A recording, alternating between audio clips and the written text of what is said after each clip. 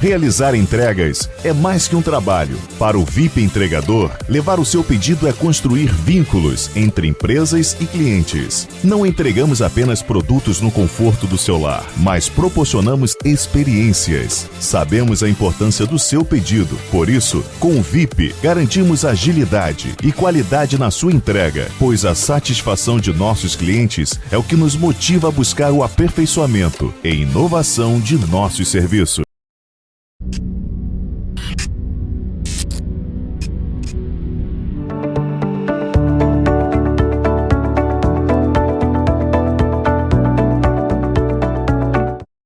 Fala pessoal, tudo bem? Aqui é o Cassino, estou com o Matheus, meu colega de podcast. Tudo bem aí, Matheus? Beleza pura. E hoje temos um assunto que é de extrema importância. A gente está num mês propício para tratar esse assunto, que é o mês de setembro, do tema Setembro Amarelo. Mas antes que a gente apresente os convidados, tem que fazer aquela solicitaçãozinha aqui para você fazer o seguinte: você tem que curtir o vídeo. Se você está vendo pelo YouTube, né? Se você está vendo pela net, você não vai poder curtir o vídeo. Mas se você está vendo pelo YouTube, você curte o vídeo, já compartilha para sua família inteira, para mais pessoas assistirem, a gente ficar mais feliz e mais empolgado em fazer isso aqui semanalmente. E comenta no nosso vídeo, que a gente vai estar respondendo assim que possível, né? Mas, Matheus, quem são os nossos convidados especiais de hoje? Então, hoje eu... Opa, eu já vou fazendo bagunça aqui. Hoje a gente vai falar, né, um pouquinho da saúde mental, desse tema que para muitos é um tema de fuga, né, que as pessoas não querem falar sobre isso, mas para isso a gente trouxe o Dr. Roberto e a doutora Camila, né? E eu queria que vocês se apresentassem para o público e agradecer a presença de vocês aqui, para a gente estar falando um pouquinho disso. Como a gente é cavalheiro, é primeiro as damas. Muito obrigada, né, Fernando e Matheus, pelo convite. É um prazer poder estar aqui, né, com vocês, com o Roberto também, que é meu colega, né, de profissão, amigo, e falar sobre um tema que é tão importante, né, tem uma relevância enorme e que é a nossa área que a gente atua. A gente tem contato diariamente, né? O que a gente trabalha que é na saúde mental. E então, para mim, é um prazer imenso estar aqui. Prazer, gente. Roberto. Então, eu sou psiquiatra, né? E atuo na área da infância e adolescência aqui no município de Anápolis, mas também atuo na área com adulto, né? Obrigado pelo convite. Acho que é importante, né? A gente sempre falar sobre isso. E estava conversando com os colegas antes de vir aqui para a gente conversar. E é um tema abrangente, então tem vários aspectos a respeito e do tema em si, do suicídio, né? E da prevenção do suicídio. Então eu acho que é um tema inesgotável. Pode ficar muito tempo conversando aqui. Espero que a gente consiga fazer isso, né, Camila? Sim. Eu já vou logo fazer um comentário e ao mesmo tempo uma pergunta, né? Sobre esse tema, porque por muito tempo eu pensei assim: mas esse negócio de fazer mês disso faz as pessoas pensarem sobre a possibilidade de acontecer isso. E às vezes é melhor a pessoa nem pensar sobre a possibilidade de suicídio. Então, eu achava errado isso, né? Fazer, você tá levantando a bola desse negócio. Não quero nem que meus filhos saibam que existe essa possibilidade. Se eles não souberem que existe a possibilidade, nunca vai passar pela cabeça deles. Qual a opinião de vocês sobre isso? Sobre essa questão de levantar a bola e a gente passar a refletir e discutir sobre o assunto? Então, o Setembro Amarelo ele foi criado, né, lá nos Estados Unidos, em 1994, só fazendo uma contextualização histórica, após o suicídio de um adolescente, que chamava Mike, de 17 anos, e ele se matou e ele tinha um Mustang amarelo. E aí, por isso, que era o hobby dele, né, o carro. E aí, por isso, foi nomeado Setembro Amarelo.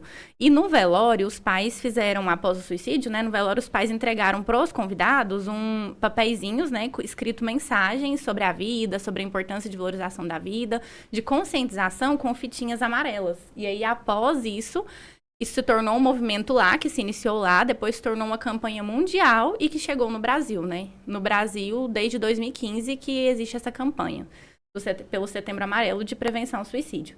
E aí hoje, por que eu fiz essa contextualização? Porque de fato é algo muito recente. Então, até pouco tempo a gente não falava sobre esse assunto, até hoje é um tabu ainda, né, entre a maioria das pessoas, falar sobre o suicídio, falar sobre saúde mental. E a campanha aqui no Brasil, super recente, foi em 2015 que se iniciou essa campanha. E hoje, assim, é uma conquista que a gente tem 2 campanhas no ano, né? A gente tem o Setembro Amarelo, em setembro, e o Janeiro Branco. O Janeiro Branco é voltado também para essa importância do cuidado na saúde mental. E com isso a gente tem desmistificado muitas questões, né? Igual você mesmo trouxe, né, Fernanda? Essa questão de que não pode falar sobre o assunto, de que se falar é pior, de que se falar eu vou estar estimulando ou incentivando, só que muito pelo contrário. Tanto que o lema da campanha desse ano, de 2023, é justamente isso. Se precisar, peça ajuda.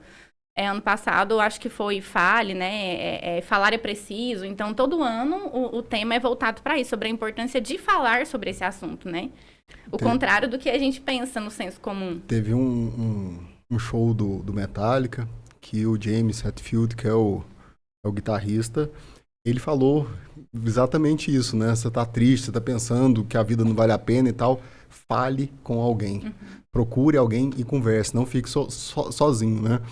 E sobre um pouquinho disso também, eu acho, a gente vem, né? Eu acho que a gente tem mais ou menos a mesma idade, todo mundo aqui. A gente vem de uma criação e de uma geração que era muito assim, né? Sobre alguns assuntos não se falava, né? Sobre política, sobre religião, não se fala. Olha onde a gente veio se meter, né? Então, eu acho que a gente tem que conversar, assim, sobre tudo, né? Até pra gente poder entender. E poder, às vezes, identificar que alguém está passando por esses problemas e poder levar para os profissionais, né? Sim. Exato.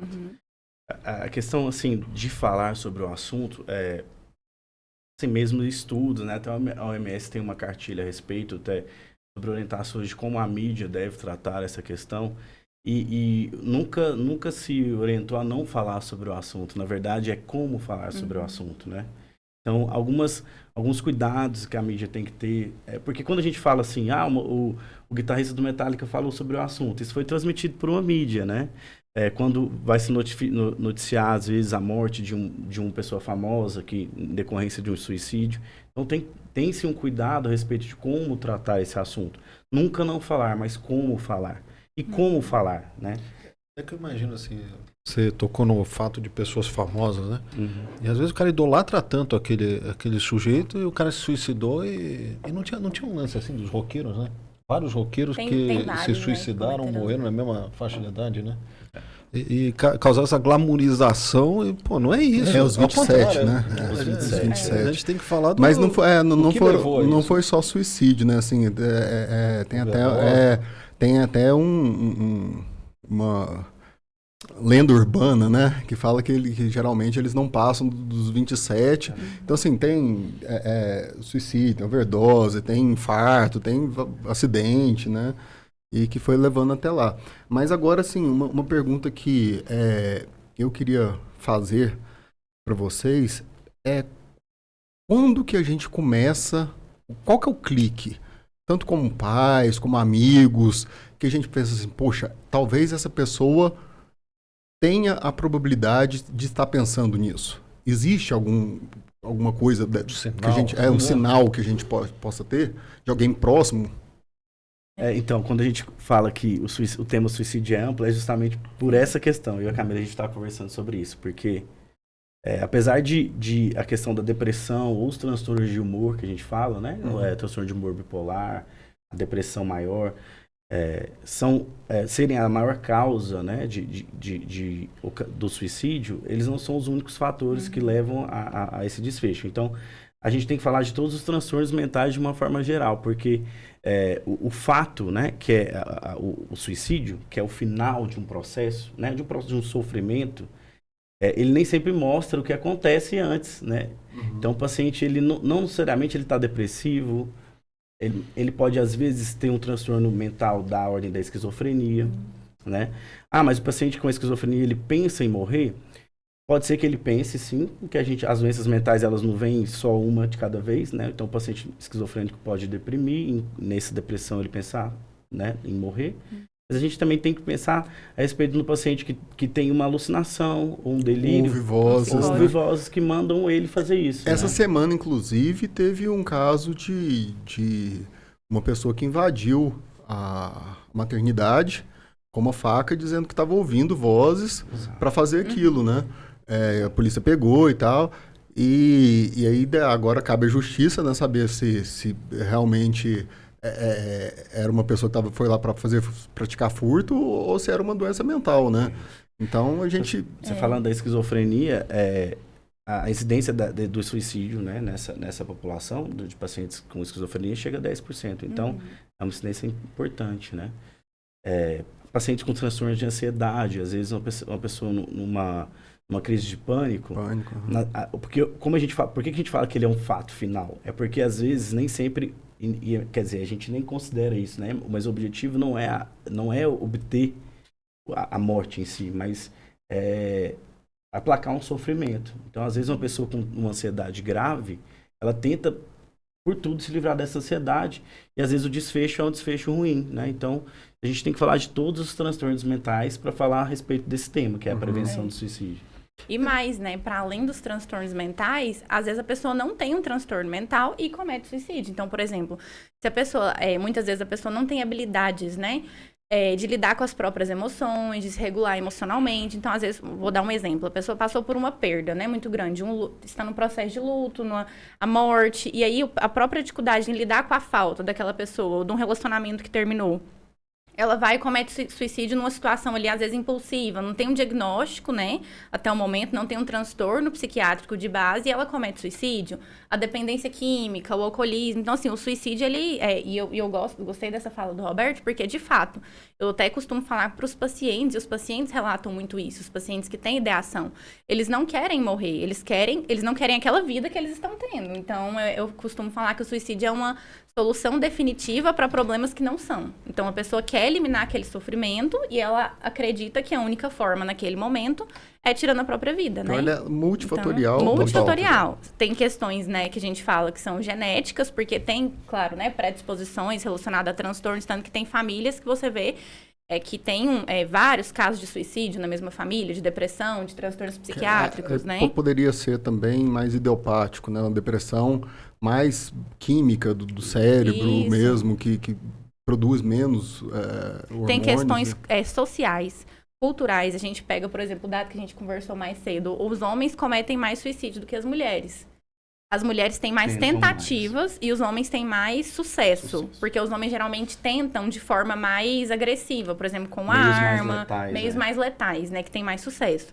Países onde, por exemplo, tem uma cultura talvez um pouco mais machista, ou uma cultura um pouco mais, por exemplo, países muçulmanos, a taxa de suicídio de mulheres é muito maior do que no Brasil, por exemplo, ou do que em outros países. Então, assim, são N fatores, né, que vão interferir aí nessa questão do suicídio. Então, por isso que é importante a gente desmistificar. E eu sempre falo, né, que todos nós aqui estamos conversando sobre esse assunto, mas se isso não aconteceu ainda, muito provavelmente em algum momento da nossa vida vai passar pela nossa cabeça alguma ideia. Não que você vá concluir, mas ideias de, não quero essa vida, estou insatisfeito. Então, é natural do ser humano, né? Questionar a vida, questionar o sentido, pensar em não viver. Então, assim, a gente tem que desmistificar isso, porque é algo que é do humano também, né? Essa reflexão, esse pensamento. Voltando um pouquinho, né, na questão do suicídio, existe alguma questão assim social, cultural, porque às vezes a gente imagina quem não sofreu isso, né? Lógico, né? Que eu não sofri, que eu estou aqui, mas que as pessoas que passam mais dificuldades na vida ou que têm mais carência, elas têm mais tendência a querer desistir, né? Mas, ao mesmo tempo, você escuta casos que nos países lá do Noruega, Suécia, Japão, tem muitos casos também, né? Existe uma correlação isso? As pessoas que passam mais dificuldade, as sociedades onde as pessoas passam mais fome ou têm mais dificuldade de arranjar emprego, elas têm mais tendência a querer desistir? Ou é uma questão aqui das pessoas, às vezes, não sabem nem lidar com a dificuldade, porque às vezes eu acho que acontece isso, né? A pessoa vive numa vida tão boa que quando vê a primeira dificuldade, o cara não sabe lidar com a situação e acaba pulando fora, enquanto outros que sofrem tanto, é mais uma, pronto, né? Já vou indo, né? Existe essa relação? Eu costumo falar muito até para os pacientes e para os familiares, como acabou que eu fui falando e não me apresentei em relação à atuação, né? Eu atendo na saúde mental, eu e o Roberto, nós atendemos na saúde mental do município há 7 anos. Eu, no caso, não sei você, né, Roberto? Mas também, né? Entramos juntos, inclusive, há 7 anos, além do consultório, né? E aí, na saúde mental, o público que a gente mais atende são de transtornos mentais graves. Então, tentativa de suicídio, ideação suicida é o que tem de mais comum. E aí, o que eu sempre oriento a família em relação aos pacientes, filhos, enfim, né, que a gente trabalha com a infância e adolescência, é que, na verdade, a gente não pode tentar atribuir uma única causa como determinante, porque, às vezes, a mesma pessoa vai vivenciar aquela mesma dificuldade de forma diferente. Então, talvez, por exemplo, vamos pensar financeiramente falando, talvez a falência financeira ou a falta de recursos financeiramente falando, né, falta de assistência social, pode ser a causa do suicídio, o gatilho, vamos colocar assim, né, para um indivíduo, e talvez para outro já não vai ser. Então, assim, muitas vezes os pais, principalmente os pais, né, ou familiares falam, nossa, mas eu já passei coisa muito mais difícil e não tentei tirar a minha própria vida. Nossa, falam muito até da geração atual, né? Não, a geração muito mimimi, porque hoje em dia todo mundo faz isso, todo mundo tenta se matar, como se, assim, meio que banalizando, né?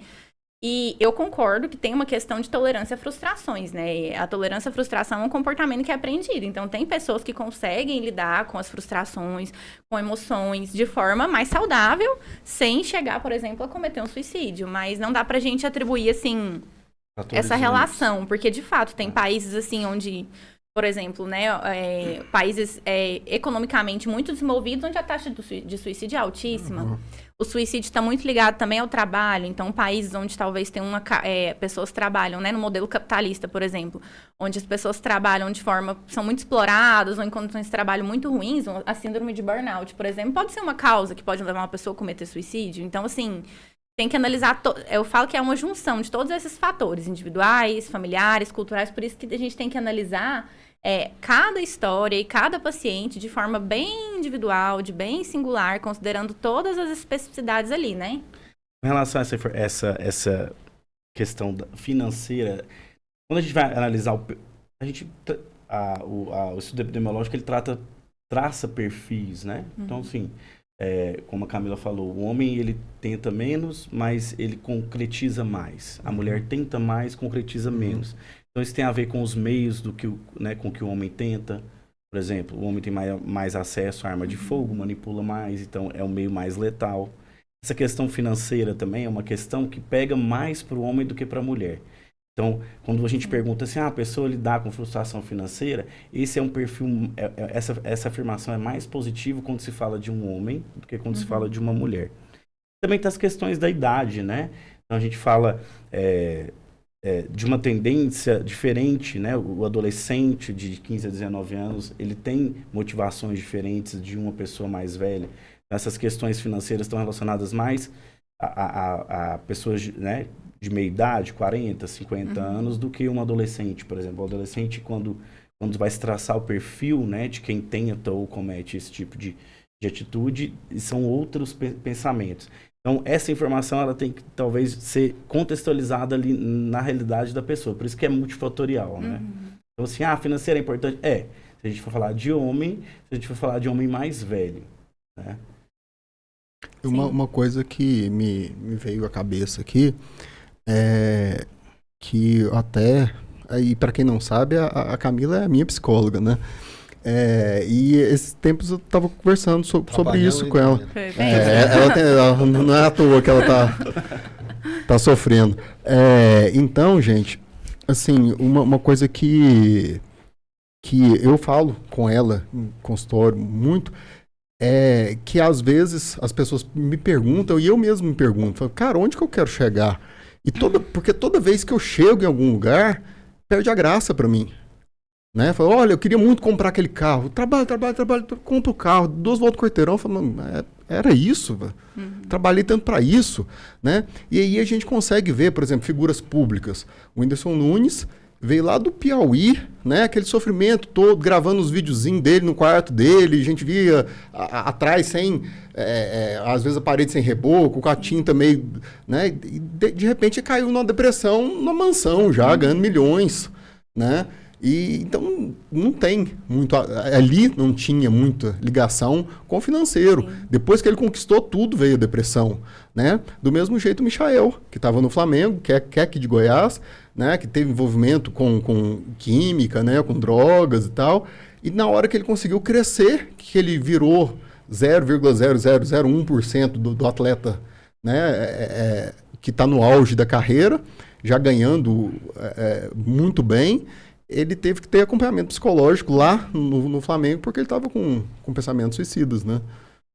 E isso é tão interessante, né, que você pontuou, Matheus, que, assim, na nossa prática, eu tô até aqui pensando nos pacientes, né, que eu tenho hoje, que eu já tive, que apresentam essa demanda. Você não tem uma causa. Isso é muito bom na saúde mental de trabalhar, né, porque você conhece histórias diferentes, vivências diferentes, e isso é muito bom pra gente, mas, ao mesmo tempo, é muito desafiador. Porque, né, a intervenção, a estratégia de intervenção, de acolhimento, o acolhimento e a escuta é generalizado, todos precisam disso, né? Mas o que gerou, o que causou e como lidar com isso, enfim, cada paciente, né, cada indivíduo vai ter a sua história de vida e a gente tem que ter esse olhar bem singular mesmo, porque às vezes é uma questão financeira, às vezes é uma questão financeira junto com o transtorno e muitas vezes é multifatorial, não é uma coisa só. Então a pessoa já tem um transtorno de base e aí ainda passa por uma situação social difícil e aí tem uma perda e junta tudo isso e no final tem uma tentativa de suicídio, ou chega a cometer o suicídio, né? Exatamente. Então, assim, é importante essa escuta individualizada, esse atendimento individualizado para a gente ter essa compreensão mesmo, né? A questão... Assim, acho que voltando àquela pergunta, você falou assim, tem como a gente identificar? Tem, a gente abre os olhos para o transtorno mental, de uma forma geral. Então, assim, no caso da depressão, entender que o isolamento, né? A gente está, por exemplo, com um adolescente em casa, esse adolescente passa a se isolar, passa a agir de uma forma diferente, às vezes humor deprimido, humor irritado. Então, isso são características, né? Às vezes tem automutilação envolvida com isso, né? Que é automutilação, às vezes o se cortar, às vezes se ferir de outras formas. Não necessariamente é um comportamento, né, voltado para tentativa, mas pode ser, por exemplo, a gente pode classificar como um comportamento para-suicida, né? Que está envolvido aqui, né, nesse contexto e nesse assunto, mas que às vezes por uma falta de cálculo assim chega a atingir esse objetivo que não era o inicial, né? Não estou falando do corte, mas às vezes uma pessoa que tem um transtorno mental, né, uma pessoa mais frágil, né, emocionalmente, tenta chamar a atenção de um outro familiar. A gente não diz chamar a atenção, mas tenta trazer atenção para ela a respeito do sofrimento psíquico, toma uma quantidade de medicação ali. E aí o objetivo dela não era esse, né, de morrer, mas acaba, por algum outro motivo, né, chegando a isso. Erra na dose, né? Tipo assim, eu pensei em fazer isso, então... Queria só dormir, tomei a medicação só porque eu queria dormir, isso, e aí a medicação... Bebi e, sei lá, tava na banheira. Né, que acontece uma relação importante que a gente não citou é a relação entre a ideação, depressão e tentativas com a ocorrência também de traumas, né, na infância, na adolescência. Então, abuso sexual tem uma correlação muito grande, né, de tentativas também com essas vivências traumáticas ao longo da vida, né? A questão do alcoolismo, né, você trouxe a questão do jogador, né, ele estava, não sei se a questão do álcool... Mas, enfim, o uso de drogas, de uma forma geral, está associado a uma maior incidência também. Sim. Esse dado de, tipo assim, sociedades que trabalham, que têm caráter mais democrático, né, que a gente se autodetermina a respeito da nossa vida, não necessariamente existe uma menor ou uma maior incidência, né? Porque no caso do Anderson, do Whindersson, né? Que a gente fala... às vezes tem aquele sentimento de vazio quando a gente observa de fora, fala, ele tem tudo na vida e, enfim, teve esses Nossa, eu queria por tudo estar no lugar dele, né? Se eu tivesse, eu não faria isso, né? Isso. E aí, se você pensar, se você pensar em outras sociedades que talvez a autodeterminação não seja tão forte, como, né, países orientais, às vezes a China e tudo, a gente não... Essa relação, por exemplo, que você trabalha, ou é fruto de um trabalho de uma empresa, ou de um estado, tudo, não necessariamente a gente... Às vezes os fatores mudam, mas não necessariamente a incidência é menor, sabe? Sim. Eu tô com uma lembrança aqui, mas eu tô precisando tomar Acrila, que minha lembrança tá meia falha aqui. Então eu não lembro se eu vi isso no cinema, se eu vi na televisão, se era um filme, se era uma série. Mas era o seguinte, a filha tinha tido uma tentativa de suicídio, né? E daí a mãe vai falar com a avó, e daí a avó faz um pouco o caso, fala assim, na idade dela você já tinha tentado isso várias vezes, você falava que ia se suicidar todo dia. Cachorro que late não morde? Ou quando começa a latir, a gente tem que, no sentido de que começou a falar, levantar essa ideia, a gente tem que ter uma atenção especial. Foi bom esse tópico, né, que você trouxe, porque, de fato, isso são mitos que a gente fala. A gente sempre trabalha isso nessa campanha também de Setembro Amarelo. Mitos em relação ao suicídio. Tem muito isso. Ameaçou demais é porque não tem coragem de fazer. Ou então, aquele que é mais calado é o que vai fazer de fato. E não tem uma correlação, não tem uma relação entre isso. Muito pelo contrário, né? Assim, os dados, as pesquisas mostram que a maioria das pessoas que chegam a cometer suicídio ou a tentar, avisaram antes. Com falas, com indícios, igual o Roberto falou. Ou mudanças de comportamento. Tentou fazer, nunca conseguiu, não vai conseguir mais. Não. Isso. Então, a maioria que comete suicídio não consegue, não tem sucesso na primeira tentativa. Geralmente é depois de 1, 2 ou mais tentativas. Então, assim, essa ideia de que se falou e se ameaçou não vai fazer, ou se já tentou e não deu certo, é só para chamar atenção, né? Ou porque, enfim, tá querendo algo ali, que não é de fato suicídio, é uma ideia errônea, né? Claro, assim, que dependendo do transtorno psiquiátrico, por exemplo, no caso de um transtorno de personalidade, na adolescência ou na fase adulta, tem sim quadros onde tem comportamento de manipulação, né? De fato, não é que isso não aconteça, mas não é a maioria, nem de perto. A maioria dos casos, de fato, a gente tem que estar alerta, porque as mudanças podem ser tanto...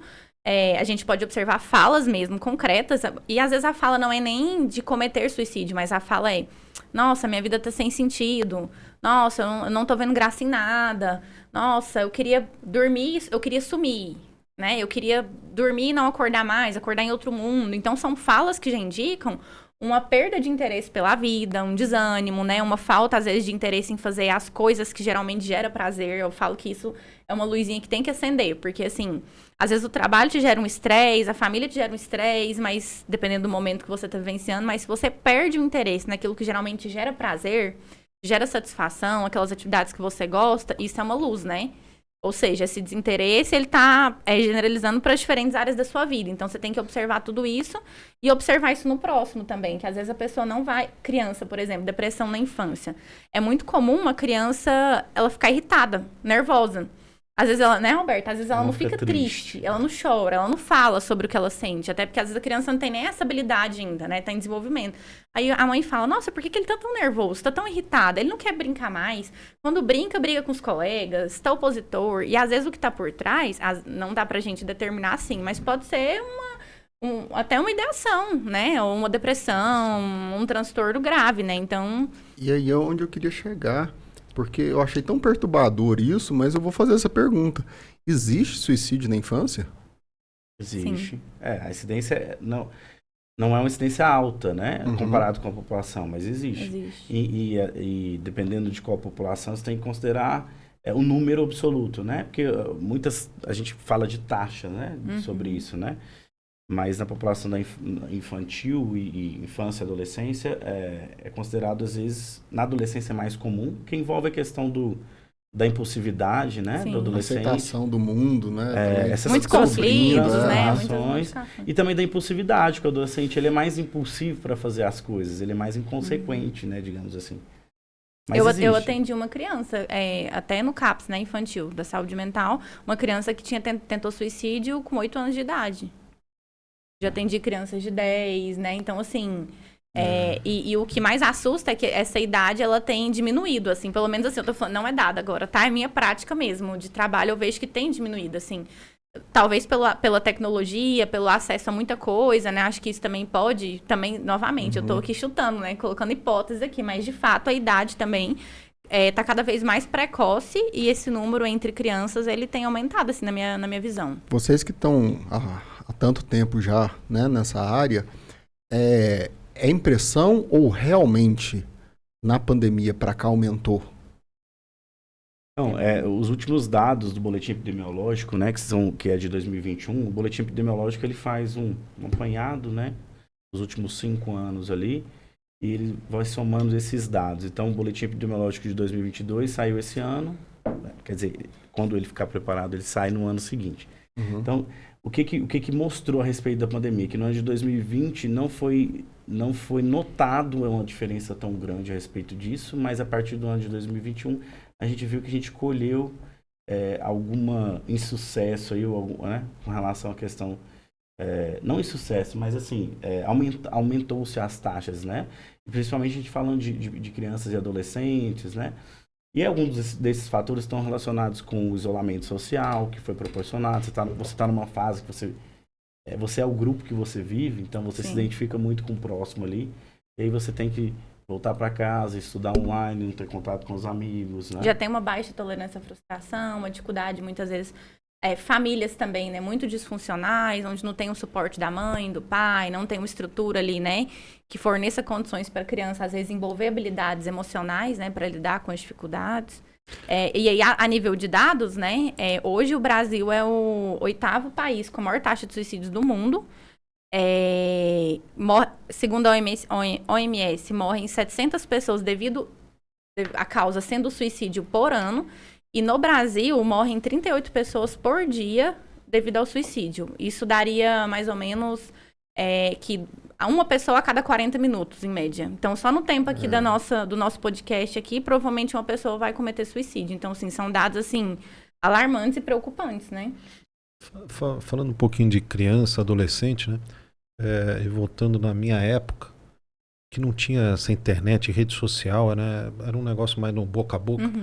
Então eu tinha a panelinha da região onde eu morava, tinha a panelinha da escola, tinha a panelinha de onde eu jogava basquete. E eu fui gordinho, né? Eu tive uma infância que eu era bem gordinho. Então eu tinha aqueles bullyingzinhos, né? Sabe como é que é, né? Criança gosta de sacanear o outro, né? Mas era um negócio assim, né? Onde eu morava, eu tinha os meus amigos, beleza. Na escola tinha um bullyingzinho ali. Mas no basquete eu não tinha um bullyingzinho. Então era fácil lidar isso. Então tinha 2 momentos alegres e na escola eu tinha que lidar e enfrentar aquele bullying lá, né? Com a rede social, isso eu imagino que virou um problema, né? Porque se tem um cara chato que vai fazer bullying, aquele bullying pode se alastrar para todo o seu meio de convívio, né? Então a vida do adolescente, né? Eu acho que mais adolescente, criança, eu espero que não tenha acesso a celular ainda, né? Tá mais difícil? Tá, inclusive nesses 2 dados, né? Existe o boletim epidemiológico, né? E também tem o relacionado aos dados da criança e da adolescência. Mas nesses 2 boletins que são do governo federal, eles trazem que essa exposição, e assim, não só o bullying também, né? A exposição, a questão do corpo, né? De como o corpo é apresentado na mídia social. Então, o corpo é manipulado às vezes, né? A imagem é manipulada. Então as pessoas estão tendo sempre bonita, sempre maravilhosa, né? Exato. As pessoas estão tendo ideais de imagem, né? Diferentes dos que são às vezes até reais, né? E então essas insatisfações com a imagem corporal, elas acabam trazendo frustrações, né? E essas frustrações acabam levando, por exemplo, às vezes a um transtorno de alimentar, né? Quando a gente fala de bulimia, anorexia. E esses transtornos alimentares estão relacionados com o aumento de taxas de suicídio. O bullying também, né? Como você trouxe, a OMS lançou uma cartilha que fala Live Life, e uma das orientações é esse combate, né, ao bullying. Então, se a gente aumenta esse bullying, né, para outros locais, a gente tinha na escola, mas no basquete não. Aí de repente estão lá, eu posto uma foto e estão lá acabando comigo. Eu brinco, foto, né? Que, mas eu acho que eu estou errado nisso. Mas o bullying também forma caráter, né? Porque o cara aprende a lidar com aquilo e isso vai formar um cara que sabe lidar com essas situações. Mas o bullying excessivo porque assim, ruim, né? eu me recordo de não ser um bullying leve na minha época, né? Tinha os bullying, 4 olhos, gordinho, orelhudo, tinha, né? Mas tinha o bullying também, você não trouxe dinheiro pro lanche pra mim, não? Então você vai cair na porrada. Depois do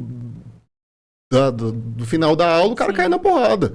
E apanhava todo dia. Na saída. Né? Ou ele dava o dinheiro do lanche que a mãe dele tinha arrumado para ele só tinha o dinheiro do lanche pro cara fortão lá, ou ele apanhava todo dia na escola.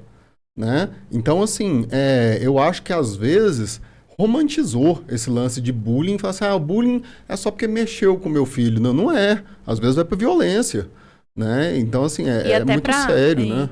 Para a gente determinar bullying, a gente precisa de observar a relação das duas pessoas, né? Vamos pensar assim, da pessoa que está causando o bullying, provocando, e da pessoa que está recebendo, né? Sentindo e sendo a vítima do bullying. Para a gente até determinar como sendo bullying. Né? Precisa, porque igual, por exemplo, tem pessoas, eu já vi isso, assim, colegas e amigos, gordo, o apelido do cara é gordo e para ele tá tudo certo, ele ser chamado de gordo. Então, assim, pra gente determinar se aquela vivência é uma vivência de bullying ou não, é a forma como a pessoa recebe aquilo, como vivencia aquilo. Se aquilo é uma situação de ofensa, de forma contínua, frequente, que gera o sofrimento, né, da pessoa, que tá gerando um prejuízo, aí a pessoa começa a se isolar, tem uma perda ali social, de amizade, fica com uma baixa autoestima devido àquela situação ali de crítica social. Aí a gente configura como bullying. Então, assim, não tem como a gente nem falar da mesma forma em relação ao suicídio, né? Essa situação, por exemplo, esse apelido configura como sendo bullying ou não. Só que eu vejo também que antes, né, na minha época, na minha infância, isso não era um tema que era tão abordado. Eu vejo que se trata muito mais de uma questão de estar sendo mais abordado agora, a mesma coisa do suicídio, né? Está sendo mais abordada a temática. Não é que está acontecendo mais agora. Vamos pegar um outro exemplo diferente, o autismo. Nossa, mas eu já escutei várias vezes isso. Nossa, mas tem muito autista hoje. Nossa, todo mundo é autista, né? Aumentou. Isso aí é um diagnóstico errado. Isso, não estou falando que não tem diagnósticos errados. Existem sim, muitos. Mas isso está sendo estudado, está sendo falado, está tendo uma conscientização. Então, muitas vezes aquilo que era bullying não era falado, não era visto como bullying porque não era abordado. E hoje é abordado. Então, eu vejo que está mais relacionado a isso. Não é que aumentou, acho que sempre teve, né? A forma como é vivenciado, eu acho que tem uma mudança de geração, sim. Igual a gente falou, né? Dependendo do momento da geração, a questão da tecnologia, eu vejo que gera um prejuízo muito grande, principalmente nessa fase da adolescência. Pra gente, né? Se a gente se observar, a gente fica refém daquilo ali, né? Uhum. É uma ditadura da imagem.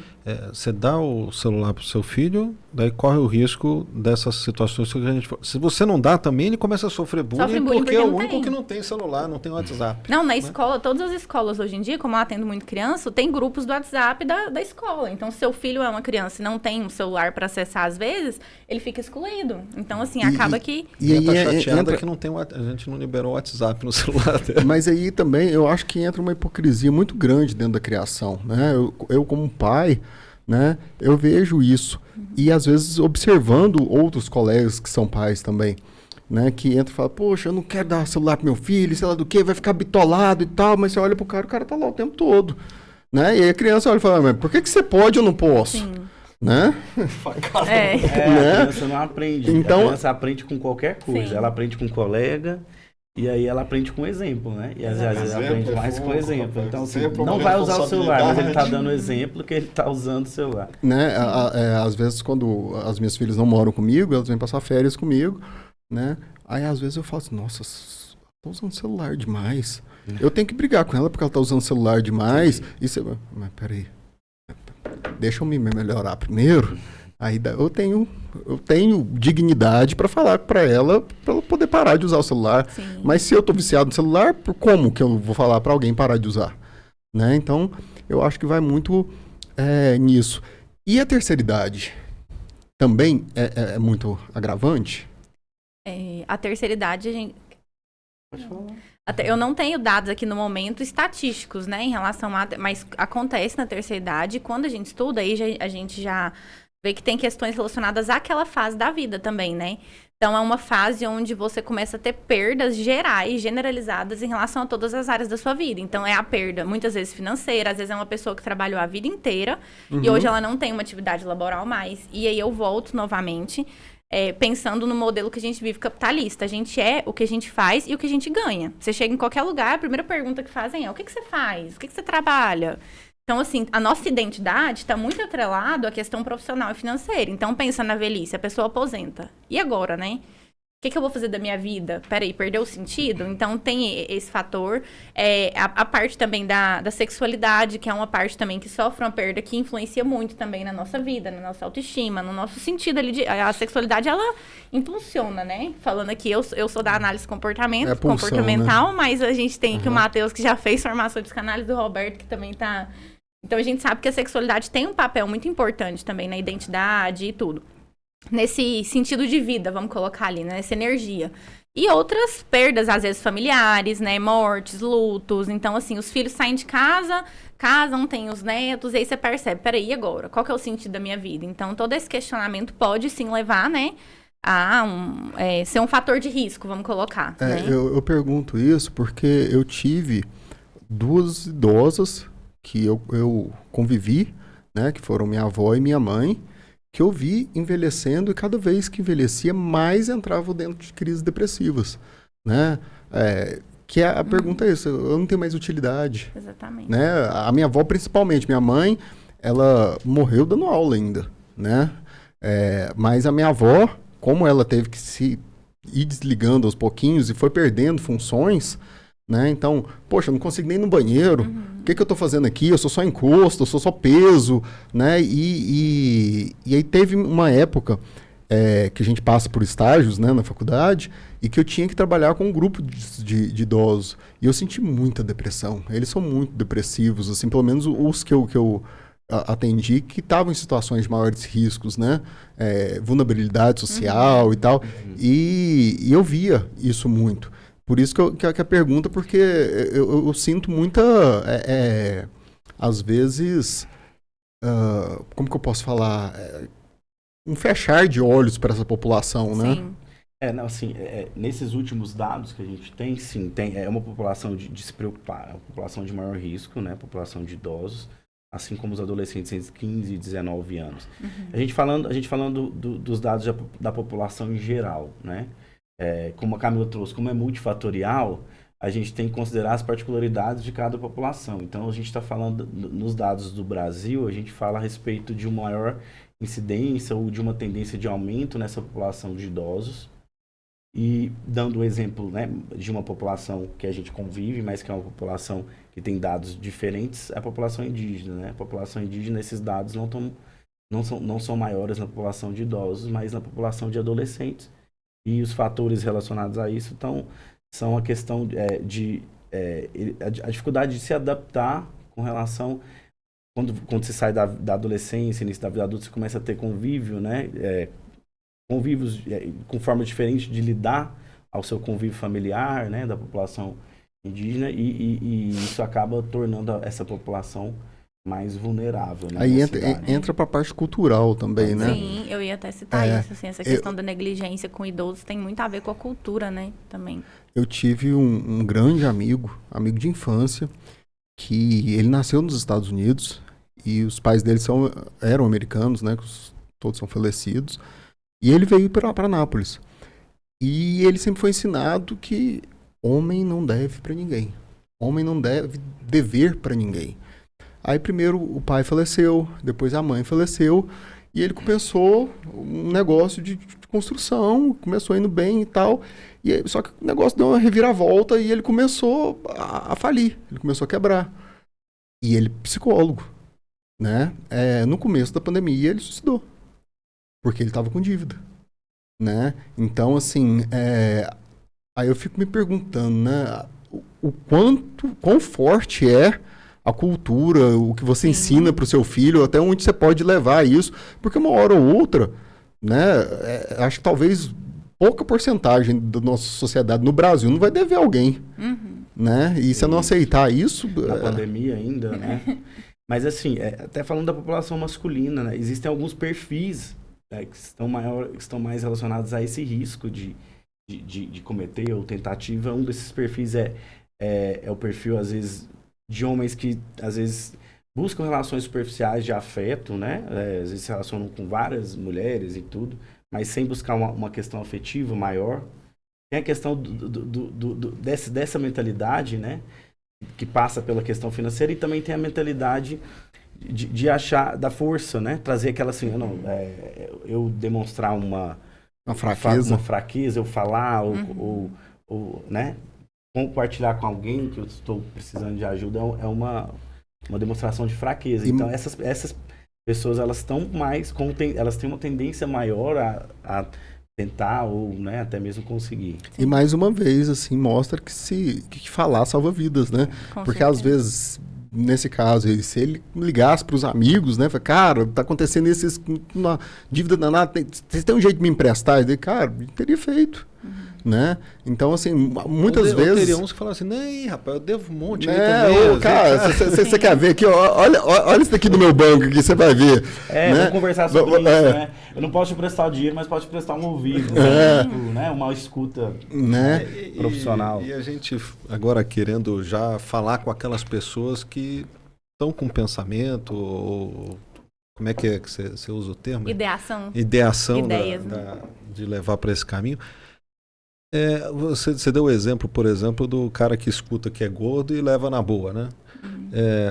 É esse um dos sinais, é saber receber a crítica e lidar com a crítica, né? Outro dia, esses dias, por causa do Setembro Amarelo, tem tido muitos textos, muitos posts sobre isso, né? E teve um texto fantasioso, né? Mas que eu falei, puxa vida, eu acho que isso acontece com muita gente, que era a situação da mulher que morreu, né, por suicídio.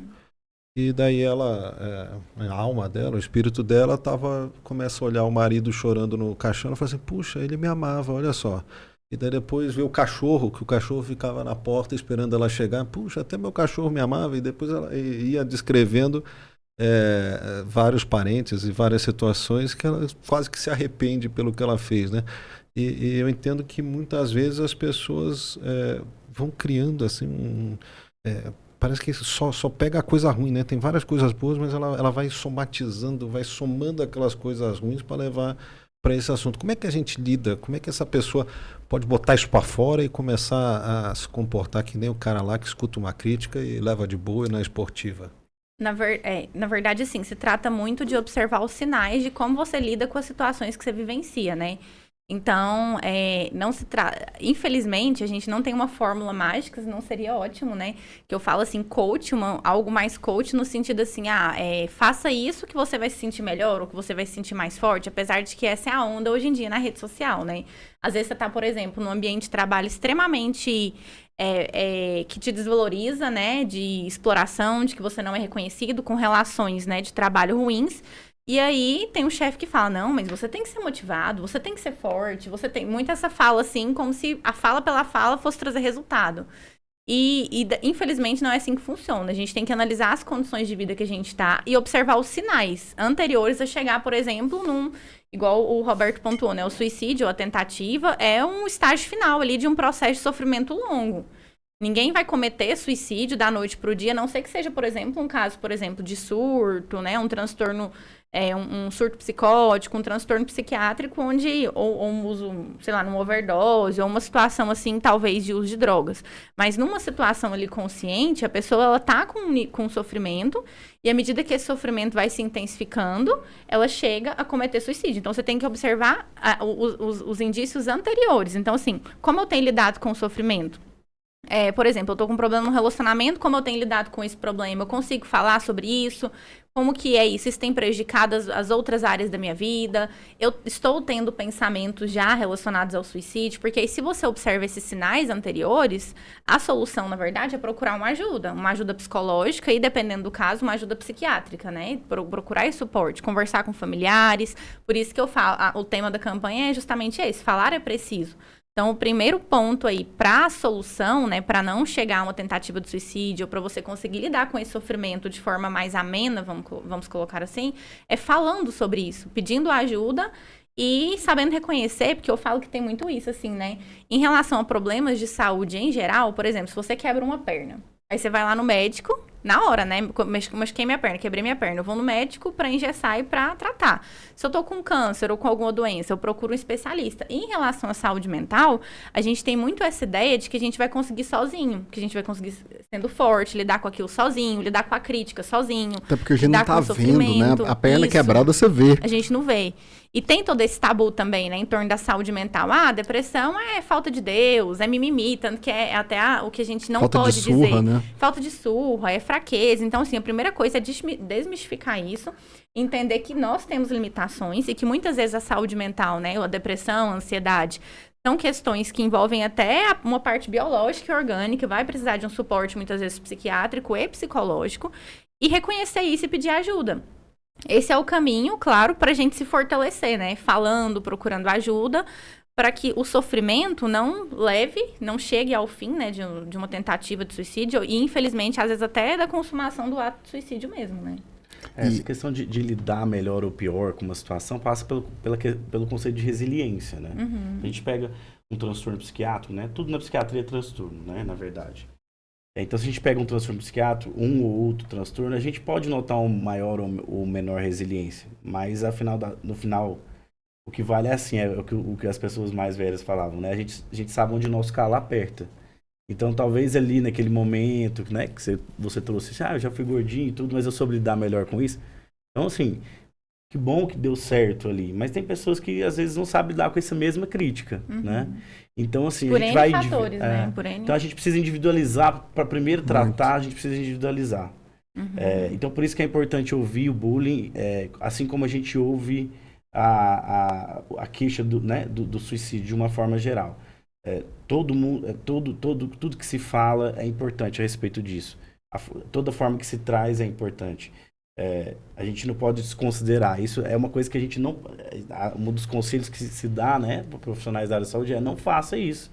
E para o pai, né, não desconsidere isso, né, para o pai ou para o familiar. Considere tudo. Considere o isolamento sem fala. Considere uma fala de estar desmotivado. Considere tudo.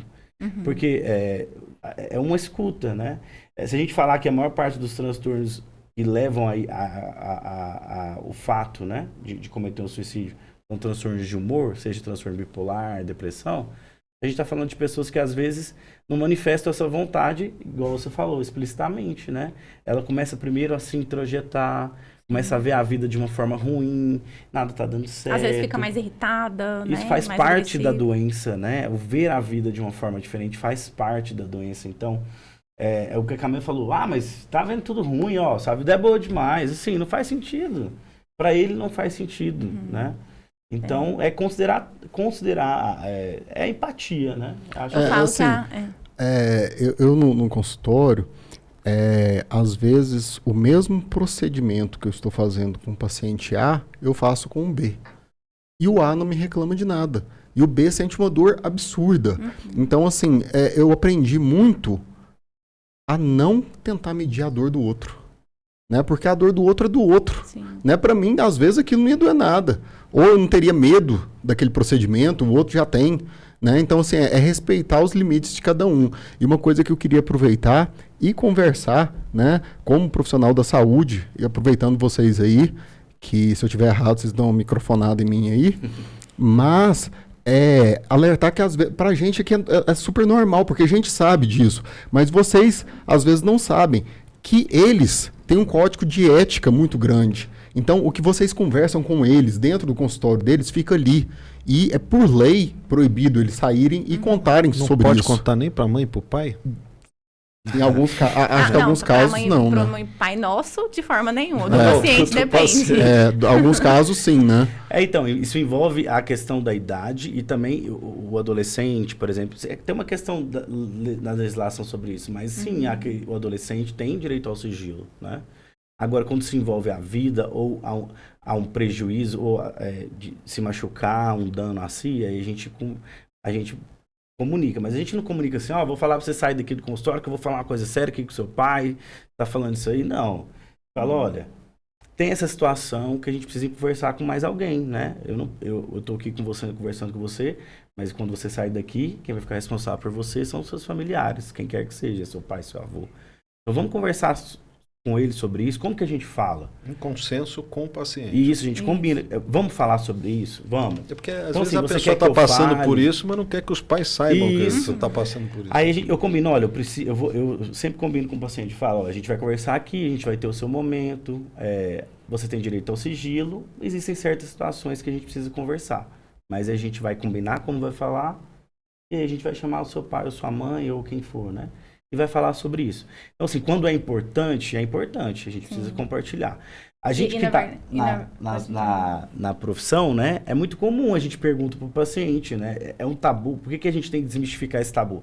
Porque essa questão de falar sobre o suicídio, ou a vontade, tem que ser em qualquer lugar, não é só dentro do consultório psiquiátrico ou psicológico. A gente não pode...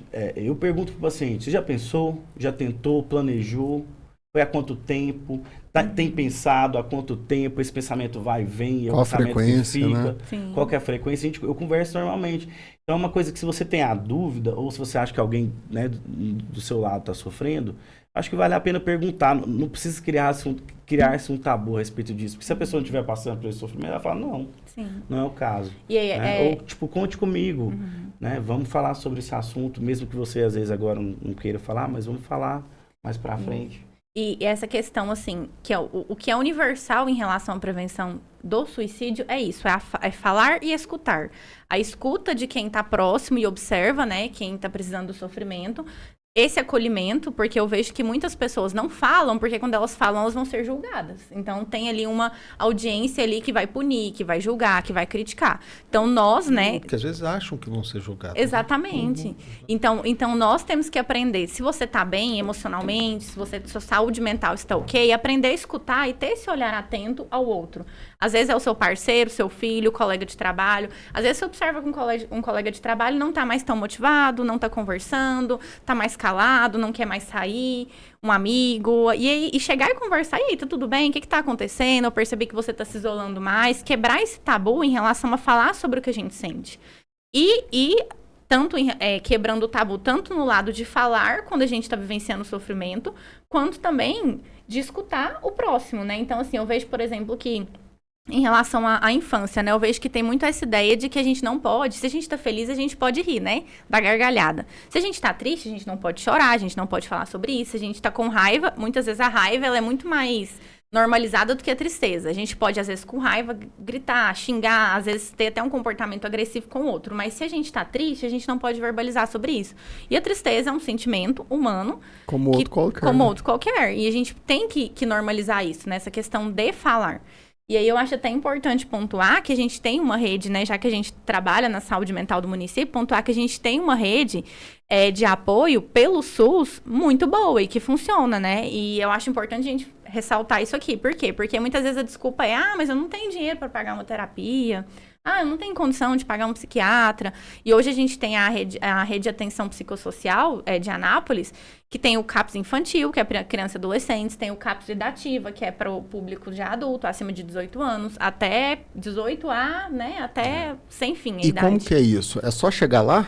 Não precisa nem de marcar? encaminhamento. Não precisa. Porta aberta, justamente aberta. Por ser um serviço que trata então, de emergência, uma né? Pessoa que está escutando esse programa aqui e se sentiu dentro do que a gente está conversando aqui, pode procurar qualquer unidade dessa a qualquer hora, sem marcar horário e pedir para ser atendido. Sim, a única coisa que vai precisar é dos documentos, ter um cartão do SUS, né, ter um registro, mas não precisa de encaminhamento.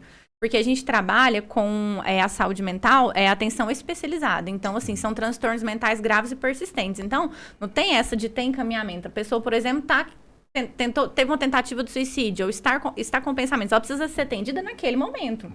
E além desse suporte, tem o CVV também, que é o Centro de Valorização da Vida, que é uma organização não governamental, né? Não tem fins lucrativos, e que ela tem psicólogos e profissionais que atendem por telefone e um chat do próprio site durante 24 horas pessoas que estão com pensamentos de suicídio. Então, é 188 o número para ligar e tem um site também, acho que é cvv.org.br. Eu não lembro agora, mas é CVV. Se colocar lá no Google já aparece. Então, assim, tem esse suporte também. A rede de atenção psicossocial, ela não envolve só as unidades de atenção especializada, que são os CAPS, né? Que é os CAPS de transtorno, álcool e drogas, dependências, e o CAPS infantil. Ela envolve as outras unidades de saúde também, a atenção básica, ela envolve a urgência e emergência.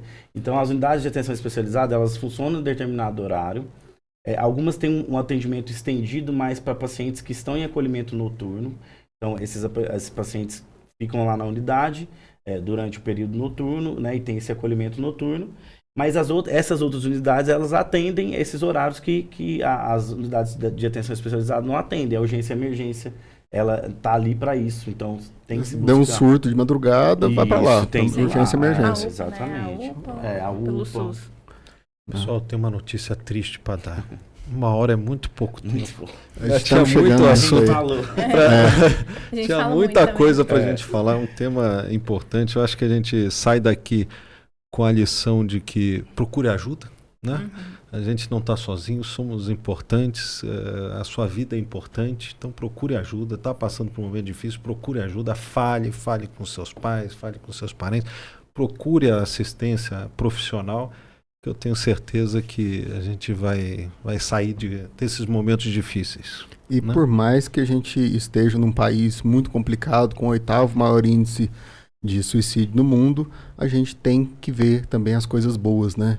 E uma delas é essa maravilha que é o SUS, né? Que consegue fazer isso, que tem muito país muito mais desenvolvido que a gente que não tem isso, né? E as pessoas não têm a quem recorrer quando não tem o capital, né?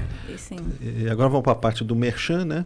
Então tem aqui o presente para vocês. Nossa, amei esse né? presente. Para auxiliar na parte do treino do nosso patrocinador, a Folhas. E você Muito pode entrar no obrigada, site gente. www.folhas.com.br. Folhas escreve com PHOLIAS.com.br e usar o cupom Os Foras do Eixo, que você vai ter um descontinho e ainda vai estar Muito ajudando o obrigada, podcast. Né? Ah, Depois pro Roberto tem a mesma coisa, que senão não vai chegar. a gente vai fazer o kit. Mas pode ter certeza, gente, que ele vai. Depois a gente tira a foto Tira desse é tudo meu, não vai? Roberto e Camila, muito obrigado mesmo pelo tempo de vocês. Eu acho que foi uma mensagem aqui muito boa e vai ajudar muitas pessoas, tenho certeza. Eu agradeço o convite de vocês. Pra gente é um prazer falar desse assunto, né? Então, foi muito bom. Muito E obrigada. esperamos vocês em janeiro, Branco. Pode deixar. Eu agradeço também. A gente tá aqui, a gente estuda, né, Camila? A gente ficou aqui hoje estudando. Vamos falar sobre. A gente quer falar de tudo, então eu estou à disposição também. Pergunta Não, muito pelo contrário. Eu falei assim, eu até pensei, gente, a Camila passou o roteiro que a gente tava pensando aqui pra eles, que perguntou sobre tudo. Assim. E ela começou a ficar desesperada no WhatsApp. Vocês vão perguntar o quê? E eu falei, não, deixa, que a gente vai conversando. Não, foi muito bom, muito bom. E assim, o assunto é extenso mesmo, né? Que a gente falou. Acho que vai ir mais 1 hora fácil aqui. Vale. Eu mesmo tô com mais umas 5 perguntas para fazer. Mas eu agradeço, viu? Muito obrigado. Isso. Valeu, pessoal. Até a próxima quarta-feira, às 19 horas.